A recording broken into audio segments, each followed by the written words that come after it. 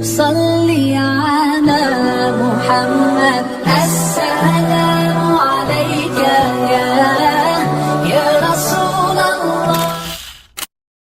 والصلاة والسلام على رسوله سيد الإنس والجان وعلى آله وأصحابه ذوي الخير والإحسان. أما بعد فأعوذ بالله من الشيطان الرجيم.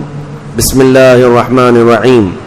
محمد رسول الله والذين معه أشداء على الكفار رحماء بينهم. صدق الله مولانا العظيم. بارگاہ رسالت میں آپ صلی اللہ تعالی علیہ وسلم میں درود پاک کا ہدیہ پیش کریں. اللہم صلی علی سیدنا و مولانا محمد معدن الجود والکرم وآلہ واصحابہ الکرام وابنہ الکریم وبارک وسلم صلاة دائمة سرمدا ابدا.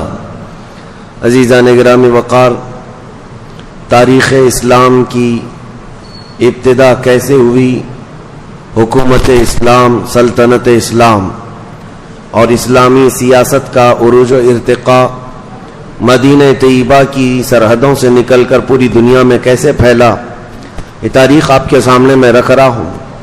ہر سال ہم کربلا کی داستان سنتے ہیں، لیکن مسلمانوں کو چاہیے کہ کربلا سے پہلے کیا ہوا تھا، کربلا کے بعد کیا ہوا، یہ حقیقت بھی جانیں، تاریخ پوری سمجھیں کہ کربلا کا سفر ہونے تک حضور پاک صلی اللہ تعالی علیہ وسلم کی زندگی پاک سے لے کر حالات کس طرح سے تھے، کہاں تک پہنچے، اور کن وجوہات کی بنیاد پر اور کون سے وہ ایسے اسباب تھے جن کی بنیاد پر وہ کربلا جیسی جنگ واقع ہو گئی.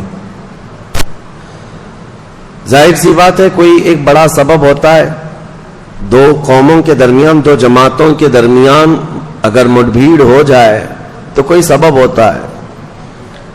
اس لیے پہلے تاریخ اسلام کو آپ سب کے ذہنوں میں محفوظ ہونا ضروری ہے. اور یوں بھی ہر مسلمان کی یہ ذمہ داری ہے کہ وہ اپنی دین کی تاریخ نہیں یاد رکھے گا تو کس کی یاد رکھے گا؟ نبی کریم صلی اللہ تعالی علیہ وسلم کا ظاہری دور جب ختم ہوا، کل جیسے کہ میں نے آپ کے سامنے عرض کیا تھا 11ویں ہجری تھی، ہجرت کا 11واں سال، ربیع الاول شریف کا مہینہ تھا، اور رسول کریم صلی اللہ تعالی علیہ وسلم اپنے آخری حج سے فارغ ہو کر تشریف لائے تھے.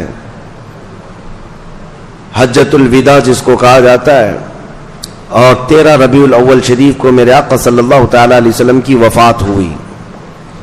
آپ اس ظاہری دنیا سے پردہ فرما گئے. یہ امت کے لیے بہت ہی کٹھن مسئلہ تھا. وہ صحابہ جو ہمہ وقت رسول کریم صلی اللہ تعالی علیہ وسلم سے خوشہ چی ہوتے تھے، ہمیشہ حضور کی صحبت میں رہنا پسند کرتے، ان کے لیے اچانک نبی کریم صلی اللہ تعالی علیہ وسلم کا مجلس میں سے چلا جانا چھوٹا صدمہ نہیں تھا، بہت بڑا صدمہ تھا. اور یہ حالات اس قدر دگرگوں ہو سکتے تھے کہ نظام درہم برہم ہو سکتا تھا. لیکن چونکہ یہ اللہ تعالیٰ کا دین ہے اور اس کی حفاظت خود اللہ نے اپنے ذمے میں لی ہے، اس دین کا بیڑا چلنا ہی ہے. حضور پاک صلی اللہ تعالی علیہ وسلم کی وفات کے بعد دین کا کام نہ رکا نہ تھما. یہ اور بات ہے کہ صدمہ بہت بڑا تھا صحابہ پر، بہت بڑا تھا. اکثر صحابہ کرام، صحابہ تو صحابہ ہے جو حضور صلی اللہ علیہ وسلم پر جان و مال نچھاور کرتے تھے، جانوروں کا حال بھی یہ تھا. جو نبی کریم صلی اللہ تعالی علیہ وسلم کی سواریاں ہیں، قصوہ جو حضور کی اونٹنی تھی جس پر حضور صلی اللہ علیہ وسلم نے آخری حج ادا فرمایا، حضور کی وفات کے بعد اس اونٹنی نے تو کھانا پینا چھوڑ دیا تھا، نہ کھاتی تھی نہ پیتی تھی، کچھ نہیں. یہاں تک کہ حضرت ابوبکر صدیق رضی اللہ تعالیٰ عنہ اس کے پاس جاتے ہی، یہ رسول اللہ کی سواری ہے، کوئی چیز کھانے کی سامنے کرتے تو اپنے پیروں سے اس کو ہٹا دیتی، اور اس اونٹنی کے روتے روتے آنکھیں اندھی ہو گئی تھی. نبی پاک صلی اللہ علیہ وسلم کی وفات کا غم جب ان کی سواریوں میں تھا تو صحابہ میں کتنا ہوگا. اور حضور کا جو خچر ہے، نبی کریم صلی اللہ تعالی علیہ وسلم کے لیے خچر کی ایک سواری تھی.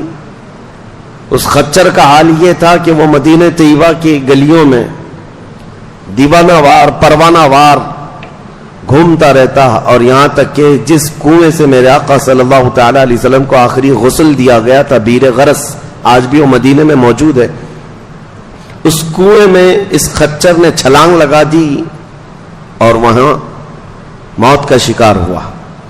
یہ جانوروں کی محبت تھی، تو صحابہ کرام پر کیسا صدمہ ہوا ہوگا، حضور کا ان کی آنکھوں سے اوجھل ہو جانا۔ حضرت فاطمہ الزہرا رضی اللہ تعالی عنہا کے اشعار اگر پڑھیں تو سمجھ میں آتا ہے، اپنے والد گرامی کی وفات پر جو انہوں نے اشعار کہے تھے وہ بڑے غم میں ڈوبے ہوئے تھے، آج بھی ہم پڑھتے ہیں تو آنکھیں بھیگ جاتی ہیں۔ تو اتنے بڑے غم اور اتنے بڑے صدمے کے بعد اور اتنے بڑے مشن کو لے کر کے چلنا آسان کام نہیں۔ جب کوئی تحریک چلتی ہے، کوئی تنظیم شروع ہوتی ہے یا ایک کوئی سوسائٹی قائم ہوتی ہے، تو جو اس کا مین آدمی ہوتا ہے اسی سے وہ سارا نظام چل رہا ہوتا ہے۔ اگر وہ مین آدمی ختم ہو گیا یا نکل گیا تو اس تحریک میں، تنظیم میں ٹھنڈی آ جاتی ہے، لوگ ادھر ادھر ہو جاتے ہیں، بکھر جاتے ہیں۔ لیکن دین اسلام ایک صرف تنظیم یا ایک چھوٹی سی تحریک نہیں تھی جو صرف مدینے کی باؤنڈری کے اندر محدود ہو۔ دین اسلام وہ آفاقی دین تھا جس کو مدینے سے نکل کر پوری کائنات میں پھیلنا تھا، اور یہ دین پوری دنیا کے لیے آیا، کائنات کے لیے آیا، اور وہ محدود وقت کے لیے نہیں، صبح قیامت تک کے لیے آئے۔ اب دوسرا دین آنا نہیں ہے، نہ دوسرا نبی آنا ہے۔ تو اب اس دین اسلام کے اس بڑے کاز کو، اس بڑے مشن کو لے کر چلنا صحابہ کی ذمہ داری تھی۔ اسی لیے میرے عزیزو، ان صحابہ کی عظمتوں پر کروڑوں سلام، صحابہ کی عظمتوں پر ہماری جانیں قربان۔ غم میں آ کر کے انہوں نے کوئی ایسا فیصلہ نہیں لیا کہ ہم مدینے چھوڑ دیں گے یا اب حالات ختم ہو گئے نکل جائیں گے، نہیں۔ حالانکہ جنگ احد میں، احد کی جنگ جو ہے وہ 3 ہجری میں ہوئی تھی، نبی پاک صلی اللہ تعالی علیہ وسلم بنفس نفیس شریک ہیں جنگ احد میں، لیکن کافروں کی طرف سے، شیطان کی طرف سے یہ افواہ پھیلا دی گئی تھی حضور صلی اللہ علیہ وسلم کا قتل ہو گیا ہے۔ تو جو صحابہ وہاں موجود تھے، 700 صحابہ تھے جنگ احد کے اندر، ان میں سے اکثر صحابہ جیسی ہی یہ خبر پھیلی، اکثر نہ صحیح لیکن کچھ صحابہ، ان کے ہاتھوں سے تلوار چھوٹ گئی اور وہ اسی طرح دم بخود کھڑے رہ گئے۔ کفار مار رہے ہیں، تلواریں سونتے ہوئے، تیر تانے ہوئے، لیکن صحابہ کے ہاتھوں سے تلواریں چھوٹ گئیں اور وہ لڑنا ہی نہیں چاہتے تھے۔ ان کو پکڑ پکڑ کر تلواریں دی جا رہی تھی تو وہ کیا کہتے، جب رسول اللہ ہے ہی نہیں تو اب پھر لڑنا کس کے لیے ہے؟ ہم نے سنا ہے کہ نبی پاک صلی اللہ تعالی علیہ وسلم کی شہادت ہو گئی، انتقال ہو گیا۔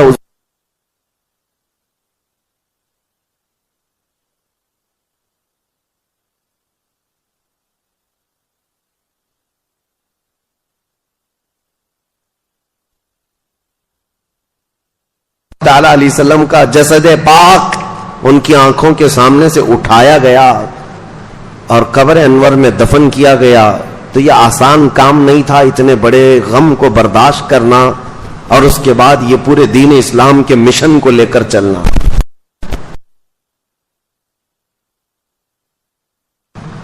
اب کون امیر ہوگا، کون سردار ہوگا، یہ بھی بات چھڑ جائے گی۔ امام کے جانے کے بعد کوئی نائب ہو، کوئی ان کا جانشین ہو، اس کے لیے قوم میں ظاہر سی بات ہے اختلافات آئی جائیں گے۔ طرفہ یہ کہ نبی پاک صلی اللہ تعالی علیہ وسلم نے اپنی زندگی میں کسی کو بھی جانشین بنایا نہیں، کسی کو خلیفہ مقرر نہیں فرمایا۔ یہاں سے میں آپ کو محرم الحرام کے بیانات میں یہ جو جملہ میں کہہ رہا ہوں محفوظ رکھ کر کے جائیں۔ ہم میں اور شیعہ لوگوں میں فرق یہی ہے، وہ ایسی روایتیں بیان کرتے ہیں جس سے یہ مستفاد ہو کہ صرف اور صرف حضور صلی اللہ تعالی علیہ وسلم کے بعد اگر کوئی خلیفہ بننے کے لائق تھا یا جانشین تھا تو مولا علی کرم اللہ وجہہ الکریم تھے، بلکہ وہ یہاں تک کہتے ہیں وصی رسول اللہ، رسول اللہ نے ان کے لیے وصیت کی تھی، وہ رسول پاک صلی اللہ علیہ وسلم کے جانشین تھے، اعلان ہو چکا تھا۔ یہ سب چیزوں کے لیے میں ایک ہی سوال کرتا ہوں، صدیق اکبر کس کا نام ہے؟ نبی پاک صلی اللہ تعالی علیہ وسلم کی ایک چھوٹی سی چیز کو بھی جو ریلیٹڈ ہو وہ چھوڑنا گوارا نہیں کرتے. بال کے برابر بھی، وہ کہتے ہیں صحابہ بال برابر بھی حضور کی اداؤں سے یا حضور کی منشا سے ہٹ کر کے وہ کوئی کام کرنا پسند نہیں کرتے تھے، چاہے پوری دنیا الگ ہو جائے. میں ایک سوال کرتا ہوں کہ اگر وصیت ہو چکی تھی رسول اللہ کی، اعلان ہو چکا تھا، تو کیا سیدنا ابو بکر صدیق رسول اللہ کی وصیت کے خلاف جا کر اپنی کرسی قائم کر سکتے تھے؟ یہ عقل میں آنے والی بات نہیں. وہ ابو بکر صدیق رضی اللہ تعالیٰ عنہ جو رسول اللہ صلی اللہ علیہ وسلم کی پیروی میں اور ان کی سنتوں میں اس قدر حساس تھے کہ روز اول سے وہ ایمان لائے ہوئے ہیں. سب سے پہلے اسلام لانے والوں میں نام ہے، ہر وقت رسول پاک صلی اللہ تعالی علیہ وسلم کے ساتھ کھڑے ہونے والے. اگر حضور نے اعلان کر دیا ہوتا تو کیا حضرت ابو بکر صدیق اس کی نافرمانی کرتے، اس فرمان کے خلاف جاتے؟ ممکن ہی نہیں لگتا، ممکن ہی نہیں لگتا. اس لیے میں آپ کو یہ بتا رہا ہوں کہ اس روایت کو محفوظ رکھ لو اپنے ذہنوں میں کہ حضور نے اپنی پوری زندگی میں کسی کو اپنا جانشین مقرر نہیں فرمایا، کسی کو خلیفہ بنایا نہیں. یہ مسلم بات ہے. اگر رسول کریم صلی اللہ تعالی علیہ وسلم بناتے، ایک روایت امام جلال الدین سیوطی رحمۃ اللہ تعالی علیہ کی تاریخ الخلفاء سے میں آپ کے سامنے رکھ رہا ہوں. امام جلال الدین سیوطی بہت بڑے محدث ہیں، ان کی یہ روایت ہے. آپ فرماتے ہیں کہ رسول پاک صلی اللہ تعالی علیہ وسلم کے جانشینی کے اور خلافت کا اعلان نہ کرنے کی وجہ کیا ہے؟ کیوں نہیں منتخب فرمایا کسی کو بنا دیتے، خلیفہ بنا دیتے، جانشین بنا دیتے، لیکن بنایا کیوں نہیں؟ اس میں کیا وجہ ہے؟ امام جلال الدین سیوطی کی یہ روایت تاریخ الخلفاء میں موجود ہے. فرماتے ہیں کہ نبی پاک صلی اللہ تعالی علیہ وسلم نے خود فرمایا، اگر میں تم پر کسی خلیفہ کو مقرر کر دوں اور تم میں سے کوئی بھی اس کی نافرمانی کر دے یا اس کی اطاعت سے تھوڑا بہت بھی ادھر ادھر کر دے تو اللہ کا عذاب آ جائے گا. کیونکہ رسول پاک صلی اللہ تعالی علیہ وسلم کا فرمان عالی شان ہے.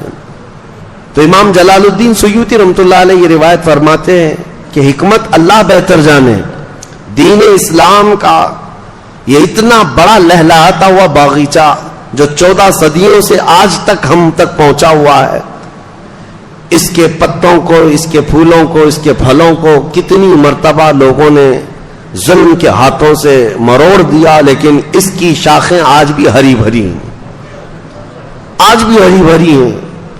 اور اسی لیے شاعر نے بہت اچھے انداز میں کہا ہے، آج خلفائے اسلام کی تاریخ شروع کر رہا ہوں، خلافت کے اسباب بتا رہا ہوں، خلافت ہوتی کیا ہے.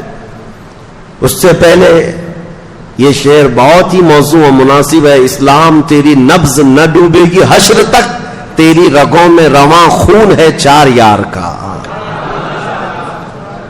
خلفائے اسلام کی قربانیاں بھی ہیں اس میں. اب معاملات کہاں سے شروع ہوئے؟ اب تاریخ سنیے. حضور پاک صلی اللہ تعالی علیہ وسلم کی وفات ہو گئی، پیر کا دن تھا. حضور کی پیدائش کا دن بھی پیر ہے، حضور کی وفات کا دن بھی پیر ہے، دوشنبہ. پیر کے دن جیسے انتقال ہوا نبی کریم صلی اللہ تعالی علیہ وسلم کا، پہلی بات تو صحابہ اکرام رضوان اللہ تعالی علیہ مجمعین کے معاملات کے لیے ایک مسلم ہمارا عقیدہ اہل سنت و جماعت کا، توجہ سے سن لو، توجہ سے. صحابہ اکرام فرشتے نہیں ہیں، انسان ہیں. حضور صلی اللہ تعالی علیہ وسلم کے جتنے اصحاب ہیں وہ سب انسان تھے، اور صحابہ اکرام رضوان اللہ تعالی علیہ مجمعین کے درمیان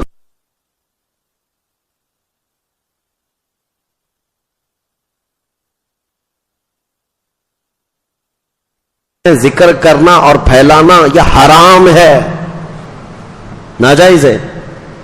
بعض لوگوں کو یہ سب چیزوں کا شوق ہے، ان کے بیچ میں کیا ہوا تھا، ان کے بیچ میں کیا ہوا تھا، تم ان کے بیچ میں کیا ہوا تھا اسی تحقیق میں رہ گئے، تمہیں خود پتہ نہیں تمہارے بیچ کیا ہو رہا ہے.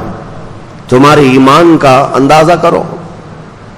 وہ ایسے بزرگ ہیں ایسے کہ جن کے بارے میں میرے آقا صلی اللہ علیہ وسلم نے فرمایا ہے کہ میرا ایک صحابی جو کے دانے کے برابر خیرات کر دے اور پوری امت احد پہاڑ کے برابر سونا خیرات کرے تب بھی میرے صحابی کی خیرات کے برابر نہیں ہو سکتا. صحابی کے درجے کو پہنچ ہی نہیں سکو گے. نبی پاک صلی اللہ تعالی علیہ وسلم نے فرمایا اللہ اللہ فی اصحابی، لوگوں کو ڈرایا خبردار خبردار میرے صحابہ کے بارے میں، لا تسبوا اصحابی، میرے صحابہ کو گالی مت دینا. آج ایک جماعت باضابطہ طور پر صحابہ کو نشانی بنا چکی ہے، نشانہ بنا چکی ہے اپنے گالی گلوچ کا. اور ایسا لگتا ہے 14 صدیوں کے بعد یہ لوگ بڑے ترم خواہ ہیں جو فیصلہ کرنے بیٹھے ہیں. وہ حق پر تھے کہ یہ غلط تھے. جنہوں نے رسول اللہ صلی اللہ تعالی علیہ وسلم کی صحبت کا شرف پایا ہے، تمہیں اندازہ نہیں وہ کون سے مقام پر پہنچ گئے.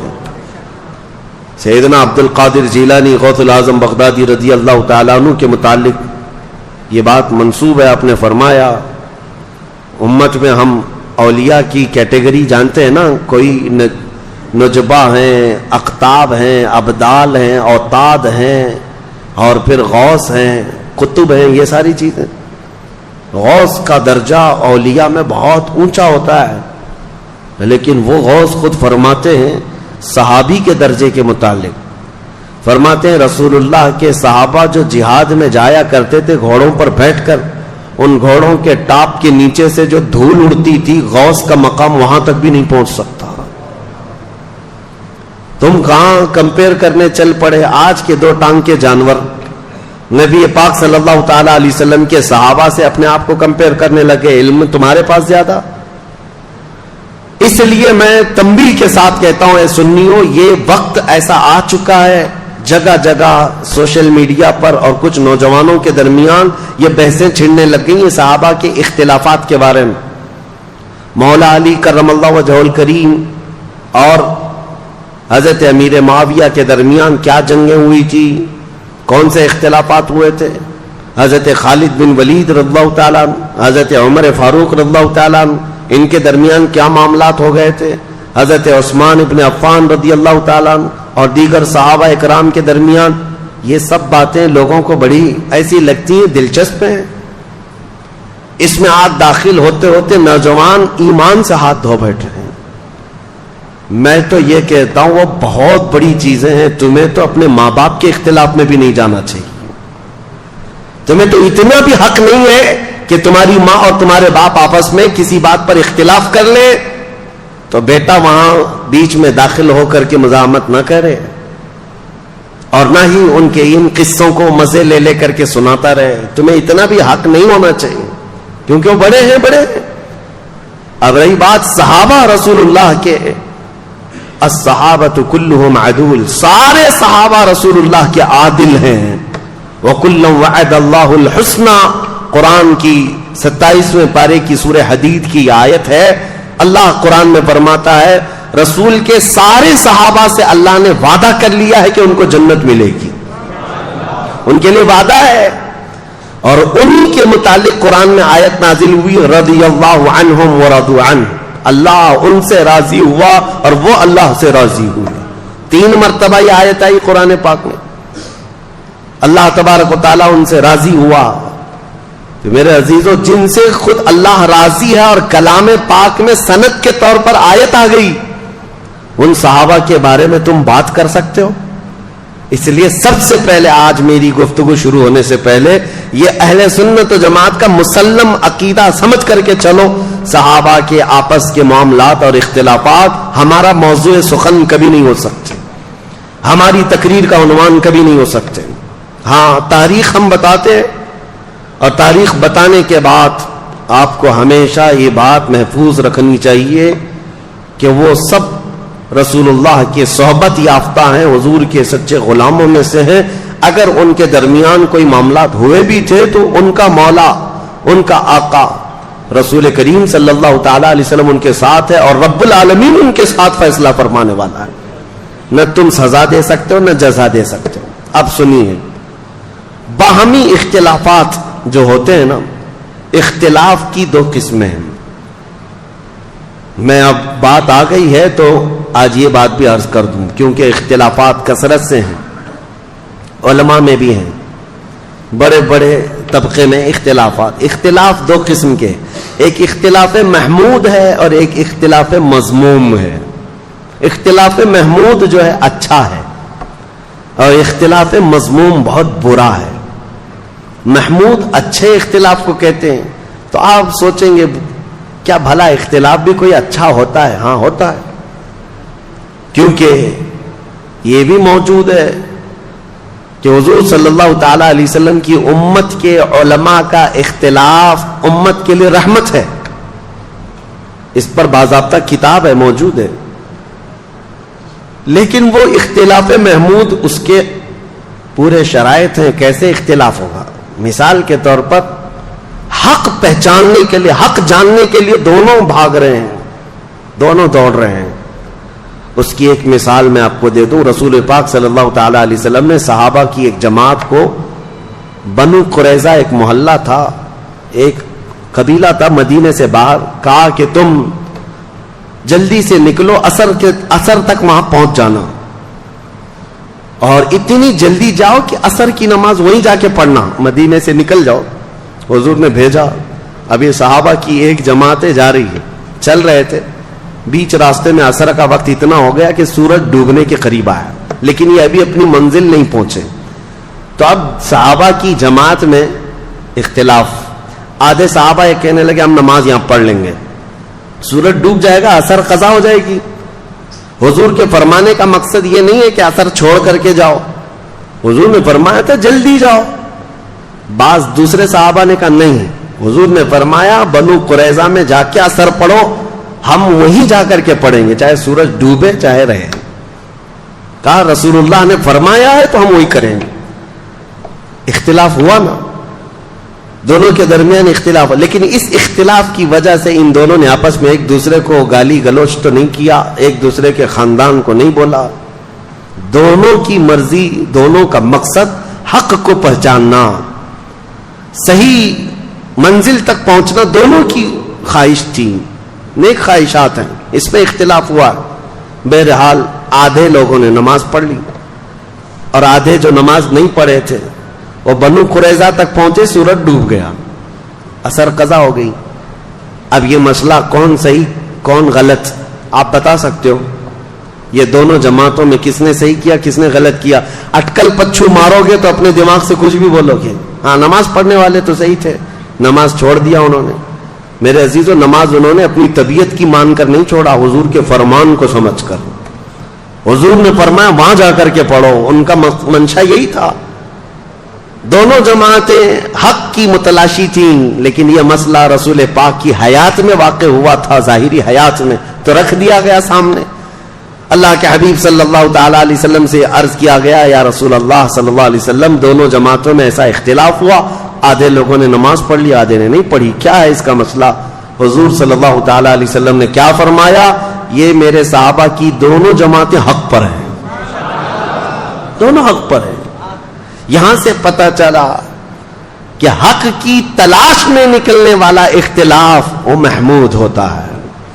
دونوں اللہ رب العزت کی رضا چاہتے ہیں, باقی اور کوئی مقصد نہیں. صحابہ میں بھی جو باتیں ہوئی ہیں وہ حق کو پہنچنے کے لیے, اللہ کی رضا حاصل کرنے کے لیے. وہ ایسا نہیں ہے کہ اپنی مرضی اور اپنے پیٹ سے کوئی چیز نکلی اور اس پر لڑ پڑے ہوں, نہیں, اللہ کی رضا. ایک بندے کو لگتا ہے اس میں اللہ کی رضا ہے, دوسرے کو لگتا ہے اس میں اللہ کی رضا ہے. اللہ کی رضا حاصل کرنے میں یہ اختلاف جو ہوا وہ اختلاف محمود ہے. اور اپنی نفسانی خواہشات کے لیے جو اختلاف ہوتا ہے اس کو اختلاف مذموم کہتے ہیں, جو آج بہت ساری جگہوں پر واقع ہو چکا ہے. پرسنل دشمنی, ذاتی دشمنی کے لیے دین کا بھی استعمال, قلم کا بھی استعمال, زبان کا بھی استعمال, گالی گلوچ, کسی بھی حد تک لوگ جانے کو تیار ہو جاتے. یہ اختلاف محمود نہیں, اختلاف مذموم. کسی عالم کی تحقیقات سے اگر آپ کو اختلاف ہے تو ادب کے دائرے میں اس کا اختلاف کر سکتے ہو آپ, ادب کے دائرے میں.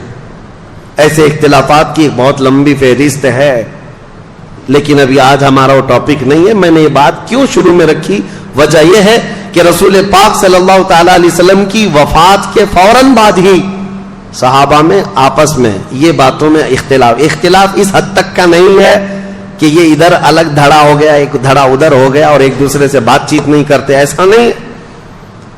حضور پاک صلی اللہ تعالی علیہ وسلم کا جسم مبارک ابھی حجرے میں رکھا ہے، صحابہ موجود تھے، اختلاف اس بات پر ہوا کہ حضور صلی اللہ تعالی علیہ وسلم کو غسل دیا جائے گا کہ نہیں دیا جائے گا۔ بات تھی، آدھے صحابہ یہ کہتے تھے کہ حضور صلی اللہ تعالی علیہ وسلم کو غسل دیں جیسے سارے لوگوں کو غسل دیا گیا ہے، غسل موت کے بعد جو غسل ہے۔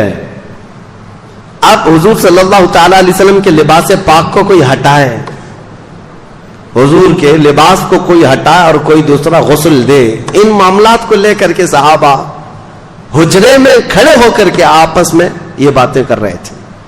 یہ اختلاف مذموم نہیں، محمود تھا۔ بعض کہہ رہے تھے غسل دیا جائے، بعض صحابہ کہہ رہے تھے نہیں، نبی پاک صلی اللہ تعالی علیہ وسلم نور علی نور، اللہ کے رسول صلی اللہ تعالی علیہ وسلم اسی حالت میں دنیا سے جائیں گے۔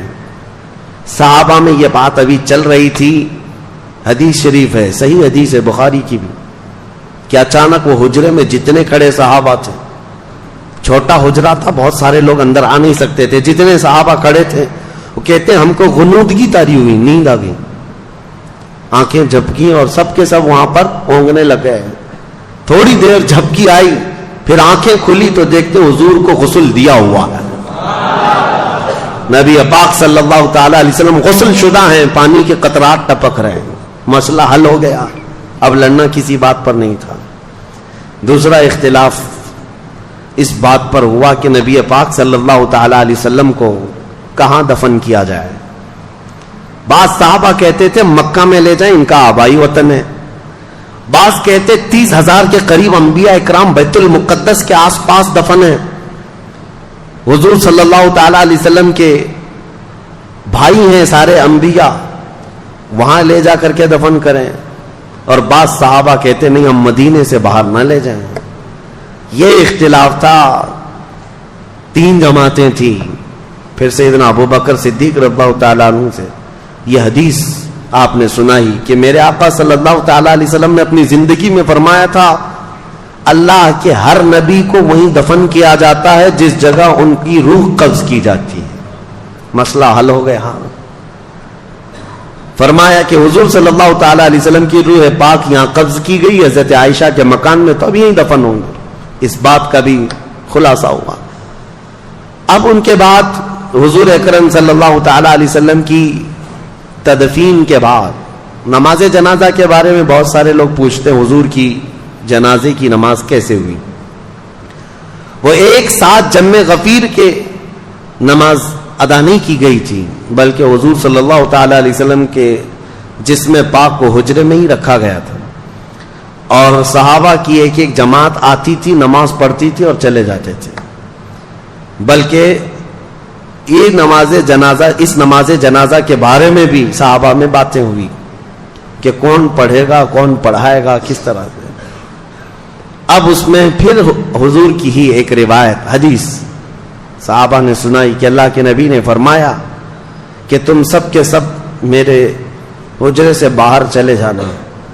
سب سے پہلے حضور صلی اللہ تعالیٰ علیہ وسلم کے جسم اقدس کے پاس نماز جنازہ کے لیے کوئی اور نہیں، جبرائیل امین آئیں گے، سید الملائکہ حاضر ہوئے فرشتوں کی جماعت کے ساتھ، پھر ان کے بعد حضرت میکائیل علیہ السلام، پھر حضرت اسرافیل علیہ السلام، پھر حضرت اسرائیل علیہ السلام، انہوں نے نمازیں ادا کی فرشتوں کی جماعتوں کے ساتھ، اور ان کے جانے کے بعد پھر حضرت ابو بکر صدیق اندر آئے صحابہ کی جماعت کے ساتھ، پھر ایک کے بعد دیگر صحابہ داخل ہوئے اور سبوں نے اپنی اپنی نمازیں ادا کی۔ اب یہاں ایک مسئلہ بتاؤں، نماز جنازہ جو ہوتی ہے وہ میت کی بخشش اور اس کی مغفرت کی دعا کے لیے ہوتی ہے۔ اب رسول پاک صلی اللہ تعالی علیہ وسلم کی نماز جنازہ پڑھنے والے حضور کے لیے مغفرت کی دعا کرنے گئے تھے، حضور کی بخشش کا سوال کرنے گئے تھے۔ ارے وہ رسول جو ہاتھ نہ اٹھائے تو قیامت میں کسی کا حساب نہ ہو۔ نماز جنازہ دو طریقے کی ہے، اسی لیے فرمایا گیا نماز جنازہ میں حاضر ہو جاؤ. تمہاری کثرت جو ہوگی، تمہاری جماعت ہوگی، تم اس کی مغفرت کی دعا کرو گے، اللہ میت کو معاف کر دے گا. ایک روایت. اور فرمایا اگر کوئی بہت نیک انسان کا انتقال ہوا تب بھی جنازہ پڑھو، اس لیے کہ جتنے شریک ہوں گے ان کے گناہ معاف ہو جائیں گے. تو وہاں یہ مسئلہ بھی حل ہے. رسول کریم صلی اللہ تعالی علیہ وسلم کے نماز جنازہ میں جو گئے تھے وہ سب کے سب مستفیض ہو کر کے آئے، حضور سے انوار و برکات لے کر کے آئے. دفن کی بعد بدھ کے دن حضور صلی اللہ تعالی علیہ وسلم کی تدفین ہوئی. 2 دن کے بعد، پیر کے بعد سے لے کر کے بدھ کے دن تک نبی پاک صلی اللہ تعالی علیہ وسلم کے کثیر صحابہ تھے، نماز پڑھنے میں ہی یہ وقت نکلتا رہا. اور تدفین کے بعد اب جو معاملہ سب سے پہلے درپیش ہے مسلمانوں کی امامت کا، مسلمانوں کی عمارت کا. حضور کے جاتے ہی اختلافات اس قدر ہو گئے تھے باہر صحابہ میں نے، دیگر لوگوں میں جو نفس پرست لوگ تھے. کچھ تو نبوت کا جھوٹا دعویٰ بھی کر بیٹھے ہیں. حضور کے جاتے ہی اسود عنسی نام کا ایک شخص کھڑا ہوا، مسیلمہ کذاب ایک شخص کھڑا ہوا، اور لوگوں میں کثرت سے وہ اپنا انفلوئنس بڑھاتے ہوئے، اثر و رسوخ بڑھاتے ہوئے لوگوں کو اپنی طرف مائل کیا. میں اور سچا رسول ہوں، میں اور سچا نبی ہوں، ایسا سہولت دینے لگا. تو سہولت کے پیچھے بھاگتے ہیں وہ ایسے نبیوں کے پیچھے بھاگتے ہیں. شریعت حضور صلی اللہ تعالی علیہ وسلم کی، اسی لیے مسلمانوں ہمیشہ یاد رکھو کہ اگر تم تن آسانی چاہو گے تو شیطان کسی بھی گڑھے میں لے جا کے تمہیں گرا دے گا. تم ہمیشہ یہ یاد رکھو میری طبیعت چاہے یا نہ چاہے جو میرے مصطفیٰ کی شریعت ہے وہی حق ہے. لوگ آتے ہیں بیوی کو 3 طلاق دے دیا، ہم نے بتا دیا ہے کہ ہو گئی ہے، پھر وہ ایسا کوئی مولوی ڈھونڈتے ہیں جو اس سے کہے کہ نہیں ہوئی ابھی رہ سکتا ہے. وہ ڈھونڈتے رہتے ہیں کہیں نہ کہیں سے، سہولت چاہتے ہیں. جبکہ صحیح احادیث اور صحیح قرآن کی آیات سے جو مسئلہ مل گیا تو اس کے بعد اپنی خواہشات کو ختم کر دو، یہی شریعت ہے. اور لوگوں کو آسانی چاہیے. روزے میں بھی کوئی 1 گھنٹہ پہلے افطار کرنے کی پرمیشن دینے لگ جائے تو اس کے بھی بہت سارے مرید بن جائیں گے کہ ہمارے یہاں کنسیشن ہے. بہت سارے ایسی جگہوں پر بنتے بنتے فرقے اسی لیے بن گئے شیطان کے، وہ آلہ کار بن جاتے ہیں، شیطان ان کو لے جاتا ہے. وہ جھوٹے نبی جو پیدا ہوئے تھے حضور کی وفات کے فوراً بعد، وہ ایسی ہی سہولتیں بانٹ رہے تھے کہ ہمارے ہاں ایسا ہے، ہمارے ہاں اتنی نمازیں نہیں، ہمارے ہاں اتنی زکوٰۃ بھی نہیں دینی، آؤ پیچھے چلو، جہاں جنگ میں غنیمت کا مال آئے گا وہ سب بانٹیں گے ہم. وہ الیکشن کی طرح ایک پارٹی اتنا اعلان کرے، دوسری پارٹی اس سے زیادہ اعلان کرے. ایک کہے بجلی فری تو دوسرے کہے عورتوں کو ٹکٹ فری.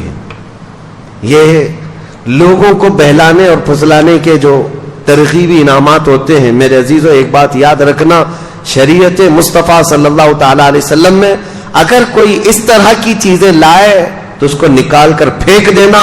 اگر کانٹوں پر بھی چلنا پڑے تو مجھے وہی راستہ پسند ہے جو میرے مصطفیٰ کریم کا ہے، وہی راستہ ہے.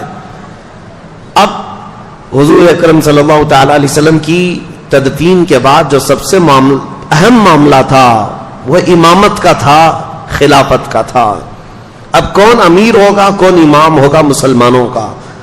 یہ ایک ایسی سچویشن تھی صحابہ کے لیے کہ اگر یہ فوری طور پر حل نہیں ہوتا تو دشمنان اسلام ان کی جماعتوں کو ٹکڑے کر دیتے. صحابہ اکرام کے دشمن کم نہیں تھے، یہ لڑ رہے تھے، مسلسل لڑ رہے تھے. کتنے بازنطینی حکومتیں، ایرانی حکومتیں، رومی حکومتیں سب ان کے دشمن بنی بیٹھی ہوئی تھیں. ساسانی حکومتیں، بہت ساری حکومتیں ان کی دشمن بنی بیٹھی ہوئی ہیں.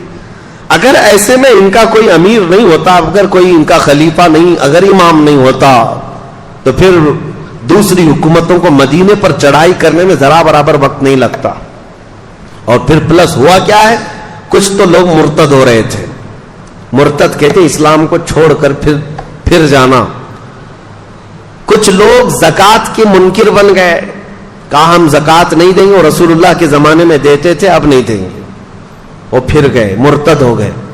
اور کچھ وہ اسود عنسی، طلحہ بن خالد، خویلد، اور اس کے علاوہ مسیلمہ کذاب جیسے جھوٹے نبی. ارے جھوٹے نبیوں کی ایسی تعداد بڑھتی جا رہی تھی کہ ایک عورت بھی نکل آئی اس میں کہ میں بھی نبی ہوں, اور نبوت کا دعویٰ کرتے کرتے وہ جا کر مسیلمہ کذاب, وہ بھی نبوت کا دعویٰ کیا تھا, اس سے جا کے شادی بھی کر لی.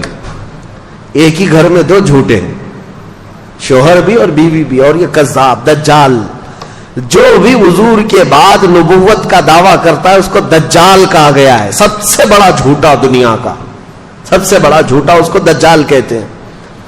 یہ حالات جب پیش آئے, اب خلافت کے لیے حضور نے کسی کو جانشین مقرر نہیں کیا. صحابہ کے لیے کتنا بڑا امتحان تھا یہ.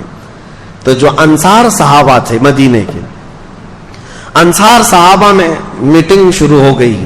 مدینے والے تھے صحابہ, اور یقیناً وہ بہت ہی ایثار و قربانی والے صحابہ ہیں. حضور صلی اللہ تعالی علیہ وسلم پر انہوں نے اپنی جانیں نچھاور کی, اپنی اولاد وار دی, کچھ نہیں رکھا تھا. وہ انصار صحابہ کی بعض آپس میں میٹنگ چل رہی تھی. وہ آپس میں سعد ابن عبادہ رضی اللہ تعالیٰ یا پھر دیگر صحابہ اکرام کو آگے بڑھا کر وہ یہ کہہ رہے تھے کہ اب ہم آپ کو امیر مقرر کرتے ہیں, کیونکہ رسول اللہ صلی اللہ علیہ وسلم سے ہمارے جو تعلقات ہیں, انصار کے لیے جو حضور نے دعائیں کی ہیں وہ بہت زیادہ ہیں, تو خلافت کا حق یا امیر بننے کا حق انصار کو ہے. تو انصار صحابہ کی یہ میٹنگ جو چل رہی تھی, ایک وہاں مدینہ طیبہ کا ایک مشہور علاقہ تھا, تو وہاں پر اس کٹے پر یا اس ٹیلے پر سب جمع ہوئے تھے. ادھر حضرت ابو بکر صدیق رضی اللہ تعالیٰ عنہ, حضرت عمر فاروق رضی اللہ تعالیٰ عنہ, حضرت ابو عبیدہ بن جراح, یہ بڑے صحابہ ہیں. یہ آپس میں بات کر رہے تھے کہ کس کے ہاتھ امارت ہو, خلافت ہو, امامت ہو. تو اسی اثنا میں حضرت عمر فاروق رضی اللہ تعالیٰ عنہ نے کہا کہ انصار کے درمیان آلریڈی یہ باتیں چل پڑی ہیں, کون بنے گا, کیا ہوگا. تو حضرت ابو بکر صدیق اس جماعت میں آئے جہاں میٹنگ چل رہی تھی. آئے, یہاں دیکھا تو وہاں خلافت کی باتیں چل رہی تھی, اور انصار اپنا کوئی امیر مقرر کرنا چاہ رہے تھے. اب انصار میں سے کوئی اگر امیر مقرر ہوتا تو بڑے مسئلے تھے. اس کی وجہ کیا ہے, مدینے میں دو خاندان ہیں, اوس اور خزرج. میں نے سیرت کے بیان میں سنایا ہے, اوس اور خزرج یہ دو خاندان ہیں, اور یہ صحابہ انہی دو خاندانوں میں سے ہیں. آج تک وہ خاندان موجود ہے مدینے میں, اوس اور خزرج. اور دونوں کی اتنی سخت لڑائیاں تھیں کہ یہ دونوں قبیلوں میں 120 سال تک لڑائی چلی. عرب کی مشہور جنگ اوس اور خزرج کے بیچ میں. لیکن وہ دائرہ اسلام میں داخل ہو گئے صحابہ, حضور صلی اللہ تعالی علیہ وسلم کے دامن رحمت سے وابستہ ہو گئے. لیکن اب انصار صحابہ میں دونوں قبیلے ہیں, اوس بھی ہیں خزرج بھی ہیں, اوس بھی ہے خزرج بھی ہے. اگر ان میں سے کسی ایک ہی کو تو خلیفہ بنانا ہے, اگر وہ اوس قبیلے کا بنتا تو خزرج والوں کو ناگواری ہو جاتی. بہت پرانی لڑائیاں چلی ہیں, خزرج قبیلے سے کوئی بنائے جاتے ہیں تو اوس والوں کے لیے مسئلہ ہوتا. اور اس کے علاوہ تیسرا مسئلہ یہ تھا کہ یہ مدینے والے لوگ تھے, اور قریش خاندان پورے عرب میں سب سے عظمت والا خاندان مانا جاتا تھا, کیونکہ خانہ کعبہ کی چابی ان کے پاس ہوتی. اور عرب کے چھوٹے بڑے جتنے قبیلے ہیں وہ سب قریش کو سلام کرتے. قریش خاندان کی عظمت, اس کی سیادت, اس کی حکومت کو تسلیم کرتے تھے زمانے جاہلیت میں بھی. اب قریش کے علاوہ اگر کوئی دوسرا بن کر آتا تو جو چھوٹے موٹے قبیلے ہیں وہ کبھی سردار تسلیم نہیں کرتے. عربوں کے اندر یہ رواج, عرب قبیلے اور پھر مکہ میں رہنے والے دوسرے قبیلے اوس اور خزرج کے کسی کو امیر وہ نہیں قبول کر پاتے. حضرت ابو بکر صدیق کی دانائی تھی, دور اندیشی تھی, وہ سب حالات جانتے تھے. سیاست اسی کو کہتے ہیں, اصل سیاست. اس کے بعد حضرت ابو بکر صدیق آئے, ثقیفہ بنی ساعدہ جو علاقہ ہے وہاں پر, وہ جو ٹیلا ہے وہاں پر سارے انصار صحابہ تھے. کھڑے ہو کر حضرت ابو بکر صدیق نے خطبہ دیا. وہ ایسا خطبہ تھا سب کے رونگٹے کھڑے کر دیے. ابھی ابھی حضور کے جانے کا غم تازہ تھا, اور سارے صحابہ جانتے تھے سب سے زیادہ حضور کے ساتھ رہنے والے حضرت ابوبکر ہی تھے. حضرت ابوبکر نے یہ نہیں کہا اے لوگوں میں خلیفہ بننے آیا ہوں, نہیں, ایک جملہ بھی نہیں فرمایا. یہاں میں تاریخ کی سچائیاں آج رکھ رہا ہوں آپ کے سامنے. ان جھوٹے کالے لوگوں کے اوپر یہ زناٹے دار تھپڑ ہے جو حضور سیدنا ابوبکر صدیق پر انگلیاں اٹھاتے ہیں, غصب کر کے خلافت لے لیا. نہیں, وہاں پر آئے انصار صحابہ کی جماعت کے درمیان خطبہ دیا اور کہا اے انصار تمہاری قربانیاں ہمیں یاد ہیں. جب ہم آئے تھے بے گھر تھے, تم نے یہاں گھر دیے, مہاجرین کو تم نے سنبھالا, رسول اللہ کے قدم بقدم ساتھ رہے. اے انصار تمہاری قربانیاں سب ہم یہ تسلیم کرتے ہیں, لیکن مسئلہ یہ کہ اگر تم میں سے کوئی امیر مقرر ہو گیا, کوئی خلیفہ مقرر ہو گیا, تو عرب کے دوسرے قبیلے اس کو تسلیم نہیں کریں گے, بغاوت ہو جائے گی. مکہ والے اور قریش والے اس بات کو تسلیم نہیں کر پائیں گے. اس لیے رسول کریم صلی اللہ تعالی علیہ وسلم جس خاندان سے تھے اسی خاندان کا کوئی امیر ہونا چاہیے. مسئلہ حل ہو گیا. حضور صلی اللہ تعالی علیہ وسلم جس خاندان سے, قریش سے, کہا کہ قریش سے ہی ہم اپنا امیر مقرر کرتے ہیں. اس کے لیے حضرت ابوبکر نے حضرت عمر کا ہاتھ پکڑا اور ایک ہاتھ حضرت ابو عبیدہ کا پکڑا. یہ دونوں قریش خاندان سے, دونوں کو کھڑا کر دیا اور کہا اے گروہ انصار, کیا میری اس بات کو تم تسلیم کرتے ہو, منظور کرتے ہو, قبول کرتے ہو؟ سارے انصار نے کہا آپ جو کہہ رہے ہیں حق ہے, قریش سے ہونا چاہیے. پھر کہا اگر قریش سے ہونا چاہیے تو سنو, میرے نزدیک قریش میں افضل ترین لوگ یہ ہیں, ایک ہاتھ میں میرے عمر ہے, ایک ہاتھ میں ابو عبیدہ ہے. سارے مسلمان ان دونوں میں سے کسی ایک کو اپنا امیر مقرر کر لیں. یہ حضرت ابوبکر صدیق نے فرمایا ہے. زبردستی خلافت حاصل کر لی؟ نہیں. خلافت کیسے آئی ہو میں آپ کو تاریخ بتا رہا ہوں. ثقیفہ بنی ساعدہ, وہ چوٹی پر ٹیلے پر حضرت ابوبکر نے حضرت عمر کا ہاتھ پکڑا, حضرت ابو عبیدہ کا ہاتھ پکڑا اور کہا کہ یہ دونوں افضل ترین لوگ ہیں قریش میں بھی اور تم میں بھی, ان میں سے کسی ایک کو چن لو. انصار صحابہ سب دیکھ رہے تھے. جیسی حضرت ابوبکر نے اعلان کیا اور بیٹھے ہیں, حضرت عمر کھڑے ہو گئے اور حضرت ابو عبیدہ بھی کھڑے ہو گئے. جن دونوں کا اعلان حضرت ابوبکر نے کیا تھا, نامزد کیا تھا, یہ دو امیدوار ہیں, ان کو کھڑا کیا گیا, چن لو مسلمانوں.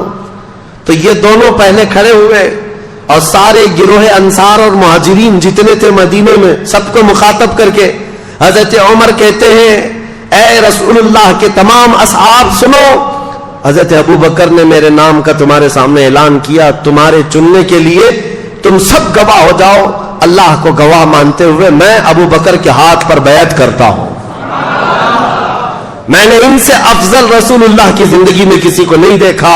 حضرت ابو عبیدہ نے دوسرا ہاتھ پکڑا اور کہا میرے بھائی عمر نے جو کہا اس پر مجھے کوئی شک نہیں ہے, ابوبکر کے علاوہ ہم میں سے کوئی افضل نہیں.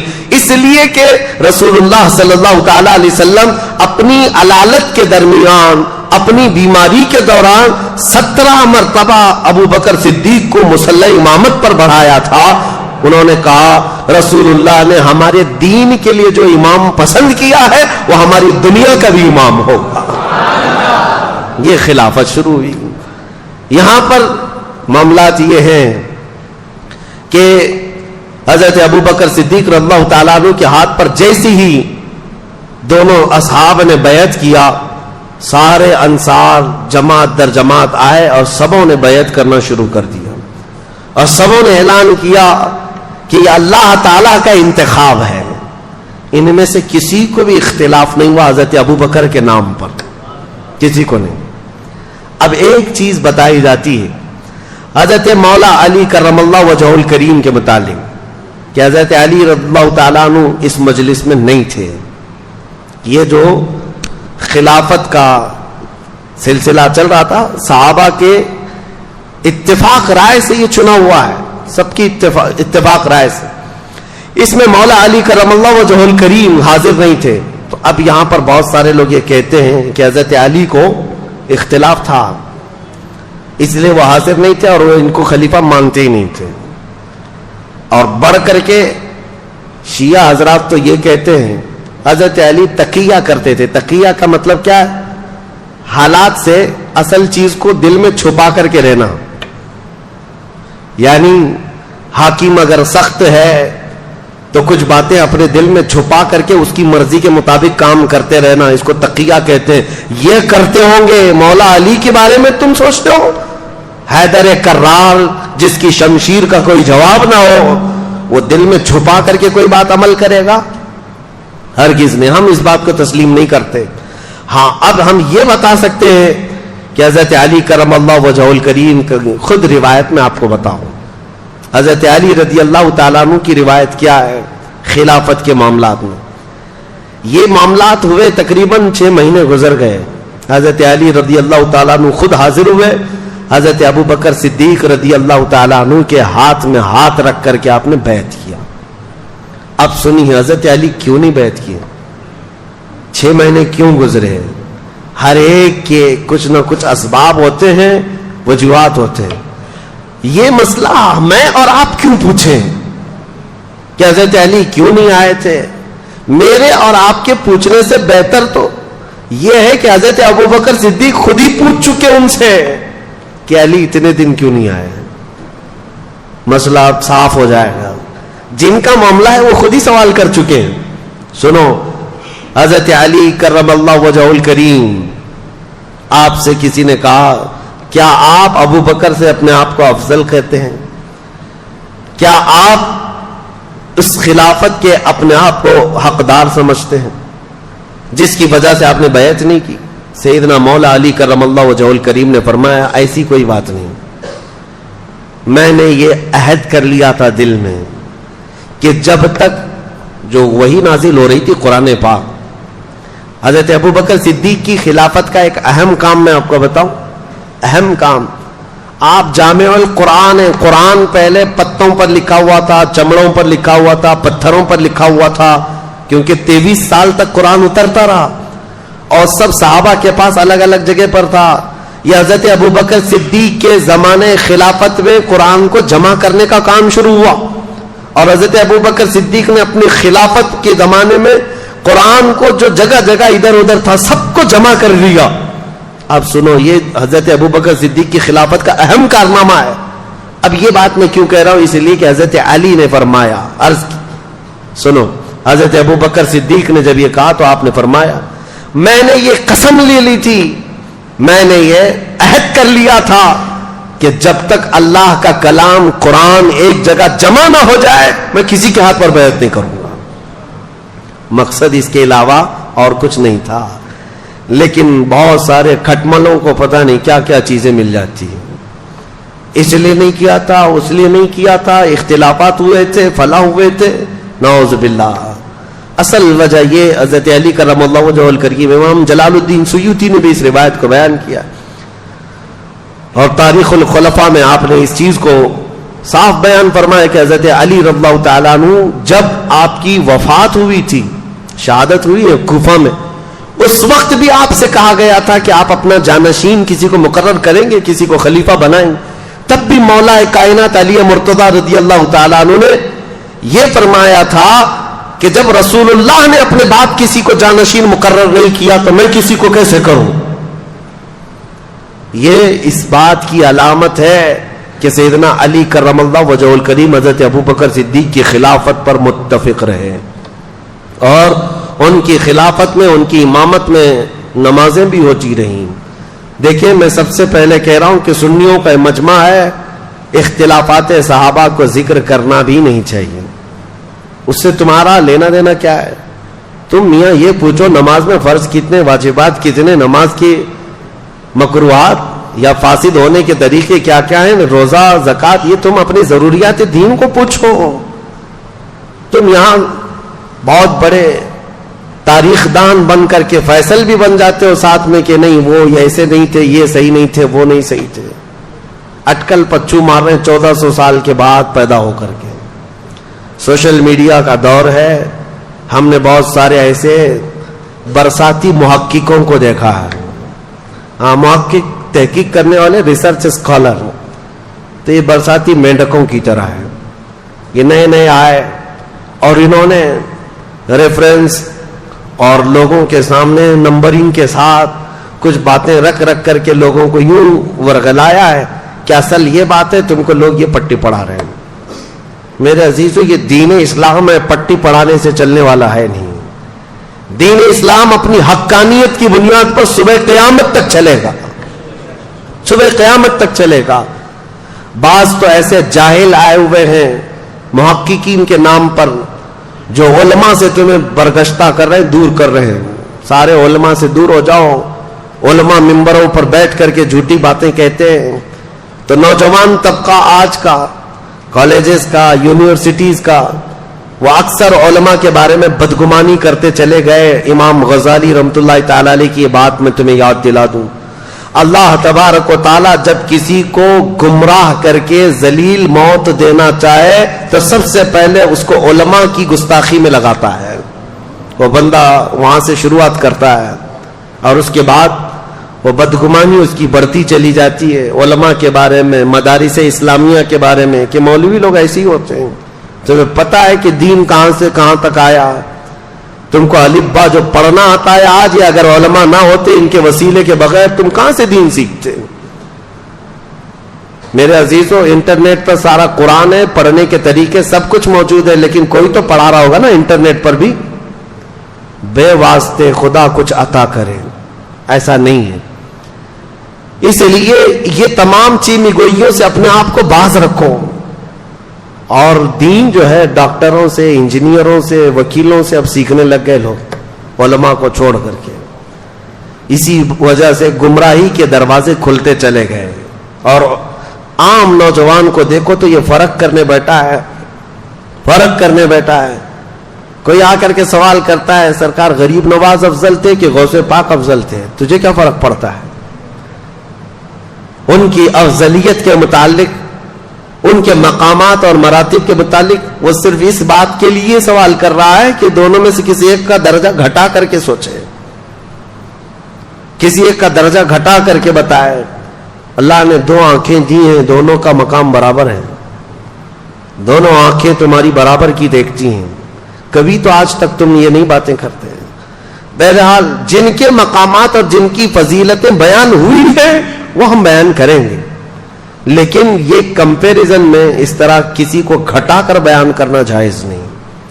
سیدنا ابوبکر صدیق کی فضائل جتنے ہیں وہ سر آنکھوں پر، لیکن ایک بات یاد رکھنا کہ جب بھی حضرت ابوبکر صدیق کے فضائل بیان کرو تو کبھی ہم سے یہ نہیں سرزد ہو، کبھی آپ سے بھی یہ سرزد نہ ہو کہ مولا علی کی شان میں کوئی کمی ہو رہی ہو۔ مولا علی کرم اللہ وجہہ الکریم کی شان کو گھٹا کر کے بیان کرنا نہیں، یہ جائز نہیں ہے۔ صحابہ کی جو فضیلتیں، اور جب حضرت علی کرم اللہ وجہہ الکریم کی فضیلت بیان کر رہے ہو تو پھر اس بات کا بھی لحاظ رکھنا کہ تینوں خلفائے راشدین میں سے کسی کی بے عزتی اور توہین نہ ہو رہی ہو۔